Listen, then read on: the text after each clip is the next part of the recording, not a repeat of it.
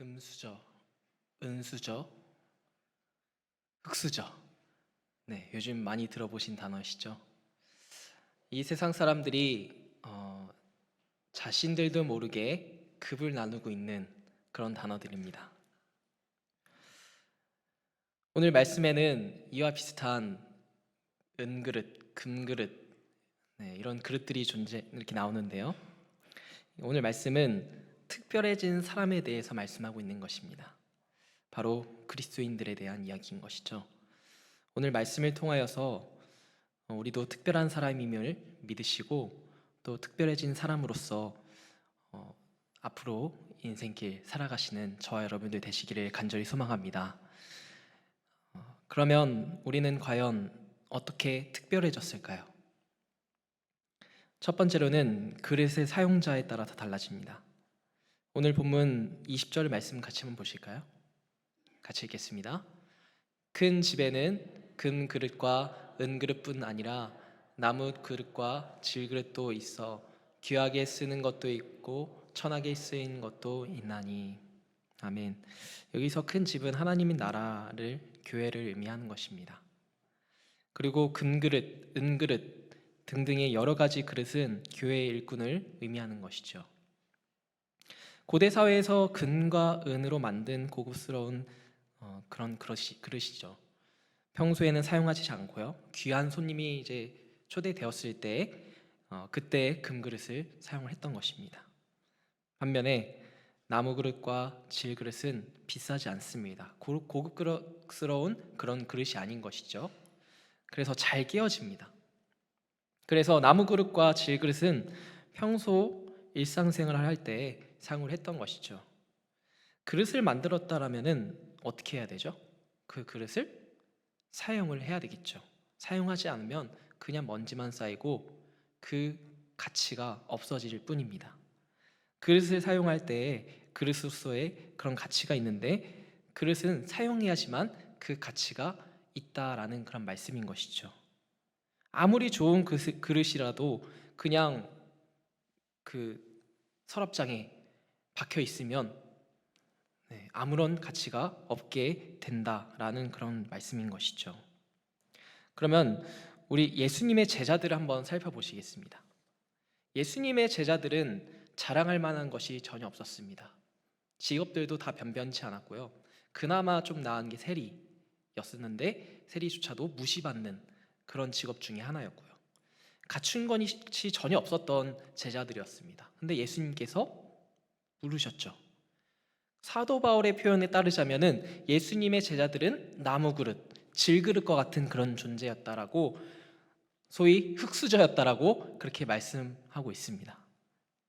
그런데요, 예수님께서는 흙수저인 그들을 부르시고 그들을 사용하시기로 작정하셨던 것입니다. 이것 외에 그들은 자랑할 만한 것이 전혀 없었던 것이죠. 예수님께서는 그들을 예수님의 제자로 부르셨습니다. 예수님께서 그들을 부르신 후에 그들의 삶이 어떻게 됐죠? 완전 180도 달라졌던 것입니다. 제자들을 통해서 많은 이들이 복음을 듣고요. 많은 이들이 구원의 길로 들어서게 된 것입니다. 놀라운 이적들도 경험했고요. 많은 열매들을 이 제자를 통해서 맺게 하셨습니다. 여러분, 이 그릇을 사용하시는 사용자가 중요하다라는 말씀을 드리는 것입니다. 우리가 흙수저일지라도 우리가 가진 것이 없더라도 하나님이 사용하시면 특별한 사람이 되는 줄을 믿습니다. 왜냐하면 나를 부르신 분에 의해서 나의 가치가 결정되기 때문인 것이죠. 예를 들면 만약에 여기 1억짜리 바이올린이 있다고 생각해 보십시오. 여기에는 10만 원짜리 연습용 바이올린이 있습니다. 여기는 장인이 만든 것이고요. 여기는 이제 그냥 공장에서 나온 것입니다. 아무리 비싸고 정교한 소리를 내는 바이올린일지라도 이 1억짜리를 가지고 한두 달 정도 학습한 그런 사람이 바이올린을 연주했을 때 과연 그런 정교한 소리가 날까요?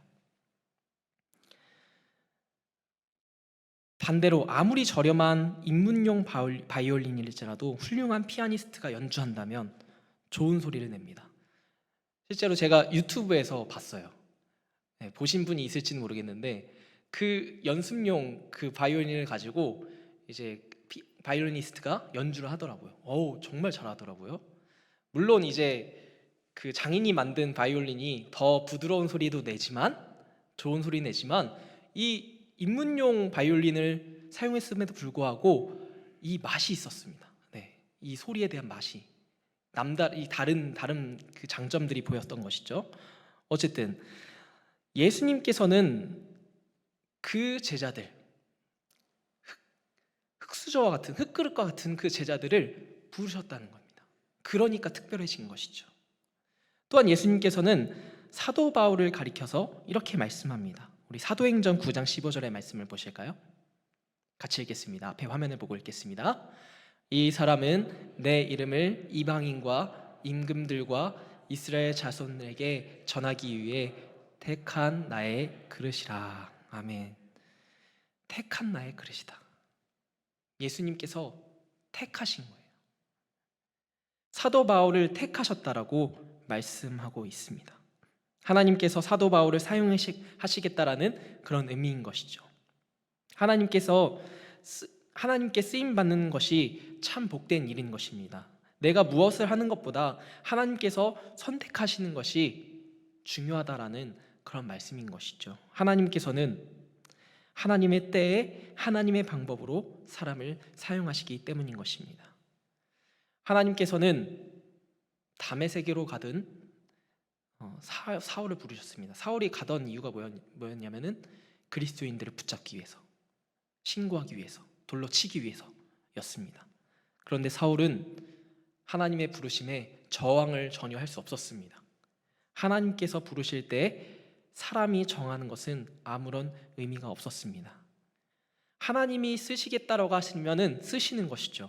하나님께서 쓰는 것이 중요하다는 그런 이야기인 것입니다. 특별한 것이 없는 듯한데요, 하나님께서 쓰임 받는 사람이 있다라는 것입니다. 하나님께서 쓰시는 이유를 다 알 수는 없지만요, 하나님께서 쓰십니다. 사랑하는 주님의 성도 여러분, 하나님께서 쓰시는 인생이 복된 인생인 줄을 믿습니다. 하나님께서 쓰시기에 특별해진 것이기 때문이시죠. 하나님께 쓰임 받았을 때 우리의 인생의 가치가 달라지기 때문인 것입니다. 내가 일하는 것이 아니고요, 하나님께서 나를 통해서 일하십니다. 배운 것이 아무리 많고 또 하나님께서 쓰시지 않는다면 아무리 많이 배운 것이라도 사실 사도 바울이 고백했던 것처럼 배설물과 같은 것이죠. 모든 그런 주권이 바로 하나님께 달려있기 때문인 것입니다. 우리가 잘나서 잘 준비되었기 때문에 하나님께서 쓰시는 것이 아니고요, 나를 지으신 이가 하나님이시고 나를 부르신 이가 바로 하나님이시기 때문에 이 모든 것이 하나님의 은혜이기 때문에 그런 것이죠. 그래서 사도 바울은 이렇게 고백합니다. 고린도전서 15장 10절의 말씀을 같이 한번 읽어보실까요? 읽겠습니다.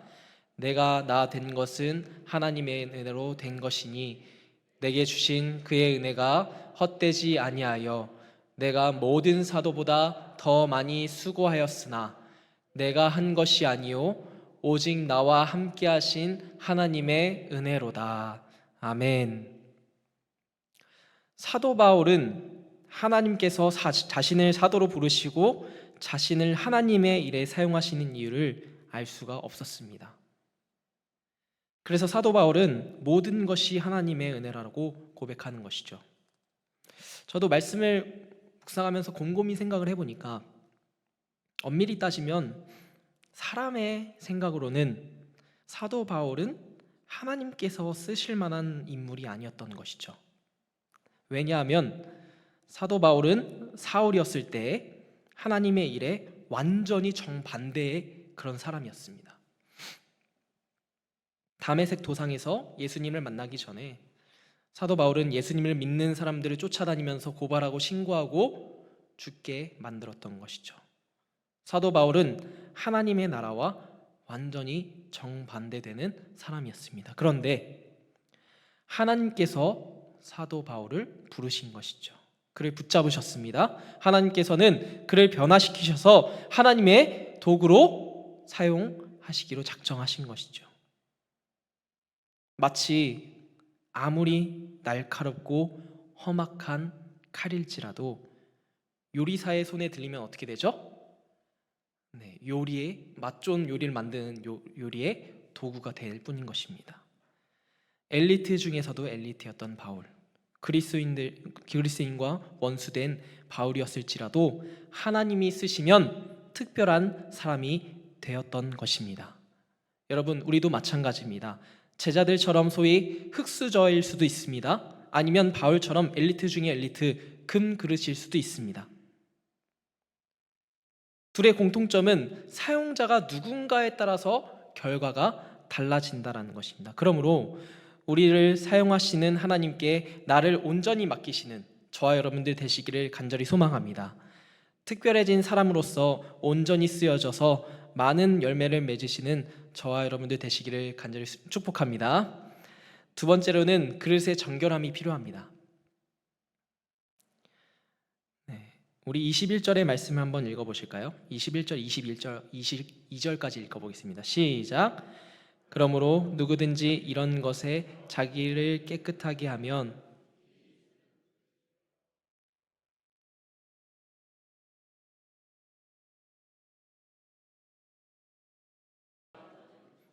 정욕을 피하고 주를 깨끗한 마음으로 부르는 자들과 함께 의와 믿음과 사랑과 회평을 따르라.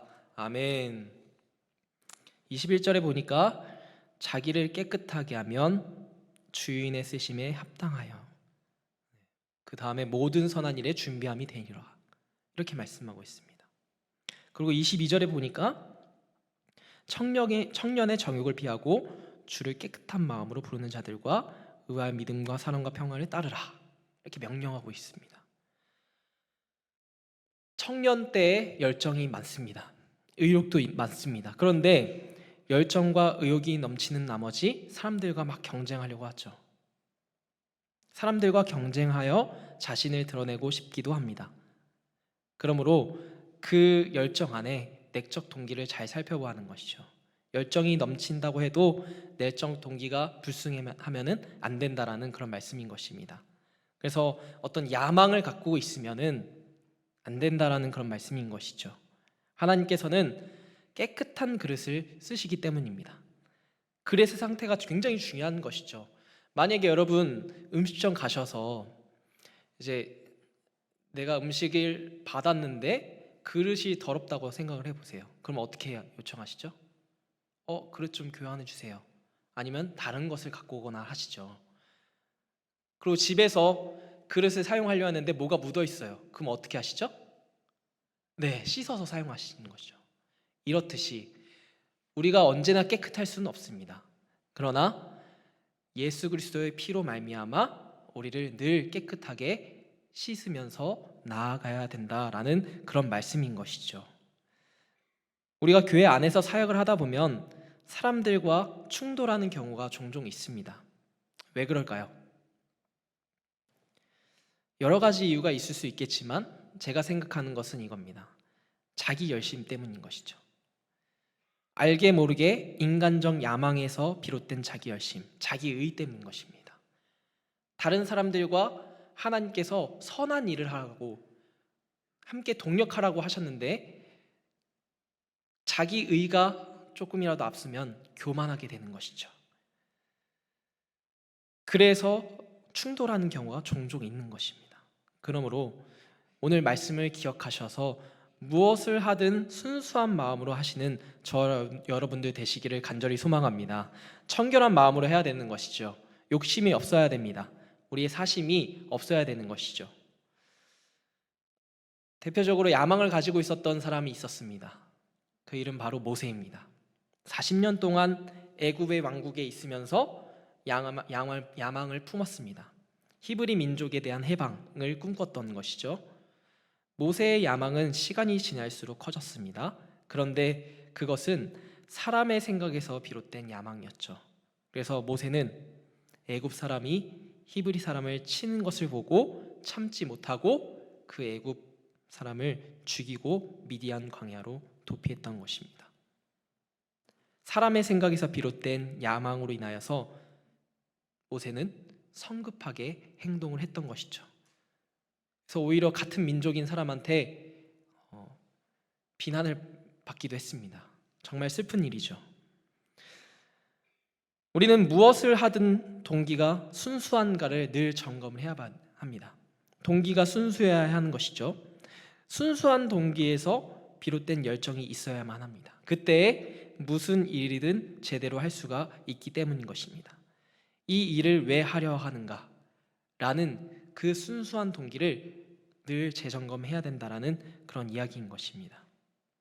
왜냐하면 하나님께서는 그 순수한 동기를 가지고 일하는 사람을 사용하시기 때문인 것이죠. 하나님께서는 고난을 통해서 더러운 것들도 거르시고요, 또 고난을 통해서 우리들을 깨끗하게 하십니다. 하나님께서는 모세로 하여금 40년 동안 광야를 경험하게 하셨습니다. 그 시간들을 통하여서 하나님께서는 모세의 내면에 있는 불순한 것들을 다 제거하셨습니다. 모세의 마음을 깨끗하고 청결하게 하셨던 것이죠. 마치 우리가 그 음식을 담을 그릇에 이물질이 묻었을 때 물로 깨끗이 씻는 것처럼요. 하나님께서는 나를 쓰시기 전에 내가 나서면 안 되는 것입니다. 내가 무엇인가 하려고 하면 실패할 수밖에 없는 것이죠. 그래서 모세는 야망을 품었지만 하나님께서는 모세를 40년 광야에서 머물게 하셨던 것입니다. 40년은 꽤나 긴 시간이었죠. 모세는 40년 동안 광야에 있어야만 했습니다. 하나님께서는 그 무수한 그 시련들을 경험하게 하심으로 자기의 생각을 버리게 하시고요, 이것이 하나님께서 쓰시는 특별해진 사람의 특징이었던 것입니다. 그래서 모세는 온유한 사람이 되었습니다. 훈련받으면서 변화된 것이죠. 어떤 사용자가 사용함에 따라서 바뀌는 것입니다. 저는 모세가 처음부터 온유한 사람이라고 생각하지 않습니다. 하나님께서 훈련하였기 때문에 모세가 온유해졌다라고 그렇게 생각이 듭니다. 그러니까 자기의 생각, 자기 계획이 많은 사람은 하나님께서 쓰시기에 합당하지 않다라는 그런 말씀인 것이죠. 그러므로 여러분, 하나님께 쓰임 받으려면 자기의 생각과 자기의 계획을 모두 버려야만 합니다. 하나님께서는 청결한 사람을 사용하시기 때문인 것이죠. 자기의 야망을 다 버리고 청결한 사람이어야만 하나님의 영광을 위해서 쓰임 받을 수 있습니다. 우리 고린도후서 4장 7절의 말씀을 보실까요? 같이 읽겠습니다. 시작. 우리가 이 보배를 질그릇에 가졌으니 이는 심히 큰 능력을 하나님께 있고 우리에게 있지 아니함을 알게 하려 함이라. 아멘. 사도 바울은 우리를 질그릇에 비유했습니다. 질그릇은 깨어지기 쉽죠. 모양도 별로 이쁘지 않고요. 그릇이 무엇으로 만들어졌는가, 모양이 어떤가는 사실 중요하지 않습니다. 그 그릇에 무엇을 담는가가 상당히 중요한 것이죠. 청결한 상태를 유지한다고 해서 끝이 아니죠. 무엇을 담는가가 중요합니다. 거기 안에 물을 담으면 물그릇이 되겠고요, 보석을 담으면 보석함이 되겠죠. 이렇듯이 우리 안에는 뭐가 담겨 있죠? 그리스도인들에는 뭐가 담겨 있습니까? 말씀해 보시면요, 바로 보배가 담겨 있는 것입니다. 예수 그리스도, 우리 안에는 보배가 담겨 있습니다. 그래서 특별한 것이 원래는 우리에겐 없지만, 질그릇과 같은 우리여서 특별한 것이 전혀 없지만 별 볼 일 없습니다. 흙수저와 같아요. 그런데 이 사도 바울의 이 말씀을 보니까 보배가 담겨 있다고 하니까 굉장히 특별해지는 존재가 되는 것이죠. 사랑하는 주님의 성도 여러분, 우리 그릇 안에 무엇이 담겨 있습니까? 바로 예수님이 담겨 있습니다. 우리 안에 계신 예수 그리스도로 인하여서 우리의 가치가 달라진 것입니다. 우리는 보배를 가지고 있습니다. 우리 안에 예수 그리스도께서 계십니다. 그러므로 우리는 사방으로 우겨쌈을 당하여도, 답답한 일을 당하여도 낙심하지 않습니다. 거꾸러뜨림을 당하여도 망하지 않습니다. 질그릇만 있으면, 깨어지면 그것으로 끝인 것입니다. 그런데 사도 바울은 우리가 보배를 질그릇에 가졌다라고 말씀합니다. 보배를 담은 질그릇이 깨어져 버릴 수도 없습니다. 보배를 담고 있기 때문인 것이죠. 질그릇이지만 보배를 담고 있으므로 가치가 달라지는 것입니다. 우리 안에 계신 분이 어떤 분이신가 깨달으면 우리의 삶이 달라지는 것입니다. 우리 안에 계신 분을 존귀하게 여깁니다. 우리 안에 계신 분을 드러내려고 합니다. 자랑하려고 합니다. 그리고 우리 안에 계신 분으로 인하여서 자존감이 높아지는 것이죠. 세상에 부러운 것이 없어지게 되는 것입니다. 그러므로 우리는 우리 안에 계신 예수 그리스도를 드러내야 하는 그런 삶을 살아야 되는 것이죠. 하나님께서는 그 깨어진 사람들을 사용하십니다. 연약한 사람들을 사용하시는 것이죠. 그 연약한 사람들을 통해서 예수 그리스도를 드러내십니다. 그러므로 우리는 약점을 고치려고 하기보다는 그 약점을 드러내고 하나님께 맡겨드리고 그렇게 나아가야 되는 것이죠. 약점을 통해서 우리 안에 예수 그리스도가 예수님을 드러낼 수 있다라면은 그 약점이 오히려 복이 되기 때문인 것입니다. 그 대표적인 사람이 모세와 또 바울이죠. 모세는 40년 동안 광야에서 양을 치면서 살았습니다. 또 모세가 장인 이드로의 그 양떼를 치고 있었을 때 하나님께서 그 모세를 부르셨죠. 모세를 통해서 이스라엘의 수백만 백성들이 출애굽을 시키는 그 구원 역사의 한 획을 긋게 됩니다. 그러므로 우리는 하나님 앞에서 그릇이 깨어져야 됩니다. 우리가 깨어져야 우리 안에 계신 예수 그리스도께서 드러나시기 때문인 것이죠. 자신을 증명하기 위해서 우리 자신을 드러내는 것이 아니라 우리 안에 계신 분들을 드러내시는 저와 여러분들 되시기를 간절히 소망합니다. 나를 통해 내 안에 계신 예수 그리스도를 드러낼 때 우리는 하나님께 쓰임 받는 것입니다. 나를 통해 내 안에 계신 예수 그리스도가 드러나는 것, 우리의 존재의 이유이기 때문인 것입니다. 사랑하는 주님의 성도 여러분, 말씀을 정리하겠습니다. 우리의 인생의 사용자가 누구입니까? 우리가 금그릇이든지 은그릇이든지 또 질그릇이든지 하나님이 사용하시면 달라집니다. 하나님을 온전히 신뢰하여 쓰임받으시는 저와 여러분들 되시기를 간절히 소망합니다. 두 번째로는 여러분이 가지고 있는 그릇을 정결하게 하시기를 바랍니다. 금그릇이든지 흙그릇이든지 정결한 모습으로 나아갈 때 하나님이 온전히 들어서 사용해 주실 줄을 믿습니다.